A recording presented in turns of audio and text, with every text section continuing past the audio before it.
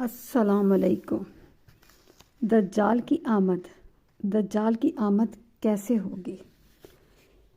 ایک دن حضور صلی اللہ علیہ وآلہ وسلم نے صبح صبح دجال کا ذکر کیا، اس طرح کہ ہم سمجھے شاید یہ دن ان درختوں کی آڑ میں ہے اور اب نکلا ہی چاہتا ہے۔ آپ فرمانے لگے، مجھے دجال سے زیادہ خوف تم پر اور چیز کا ہے۔ اگر دجال میری موجودگی میں نکلا تو میں آپ اس سے نمٹ لوں گا، ورنہ تم میں سے ہر شخص اس بچے میں سے تمہیں خدا کی امان میں دے رہا ہوں۔ وہ جوان عمر، الجھے ہوئے بالوں والا، کانا اور ابھری ہوئی آنکھ والا ہے۔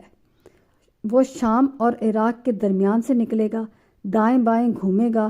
اے بندگان خدا، تم ثابت قدم رہنا۔ ہم نے دریافت کیا، یا رسول اللہ، وہ کتنا ٹھہرے گا؟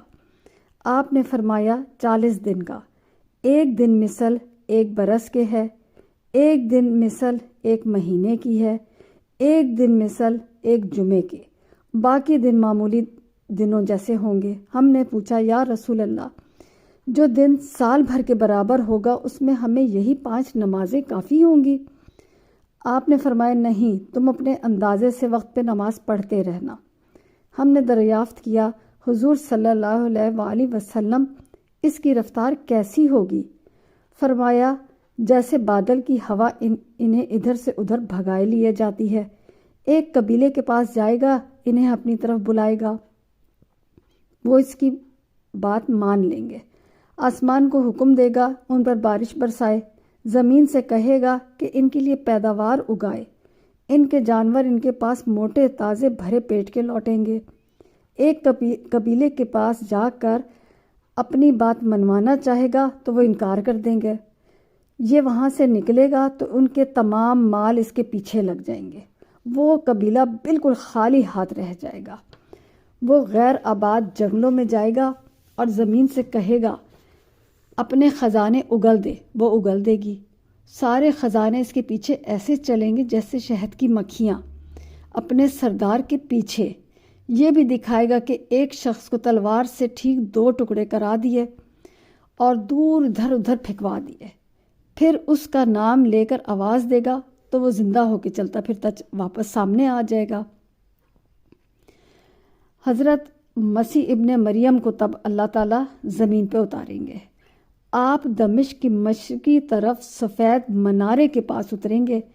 آپ دونوں ہاتھ 2 فرشتوں کے پروں پر رکھے ہوئے ہوں گے، آپ کا پیچھا کریں گے اور مشرق باب لد کے پاس اسے قتل کر دیں گے۔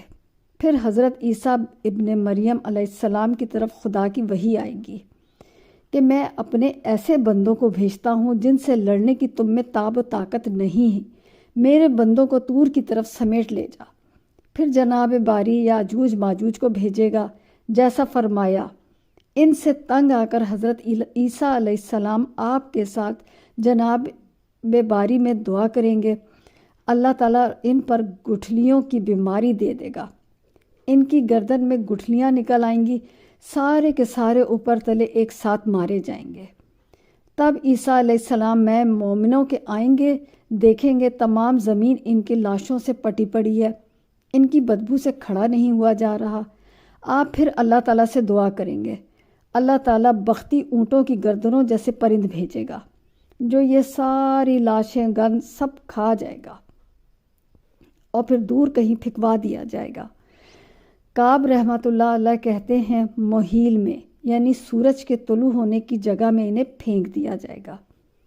پھر 40 دن تک تمام زمین پر متواتر مسلسل بارش برستی رہے گی، زمین دھل دھلا کر ہتھیلی کی طرح صاف و شفاف ہو جائے گی۔ پھر اللہ کے حکم سے اس میں برکتیں اگا دی جائیں گی۔ اس دن ایک جماعت کی جماعت ایک انار سے سیر ہو جائے گی، اس کے چھلکے تلے سایہ حاصل کرے گی۔ ایک اونٹنی کا دودھ لوگوں کی ایک جماعت کو، اور ایک گائے کا دودھ ایک قبیلے کو، اور ایک بکری کا دودھ ایک گھرانے کو کافی ہوگا۔ پھر ایک پاکیزہ ہوا چلے گی جو مسلمانوں کی بغلوں تلے سے نکل جائے گی، ان کی روح قبض ہو جائے گی۔ پھر وہ زمین پر بدترین شریر لوگ باقی رہ جائیں گے جو گدھوں کی طرح کودتے پھریں گے، انہی پہ قیامت قائم ہوگی۔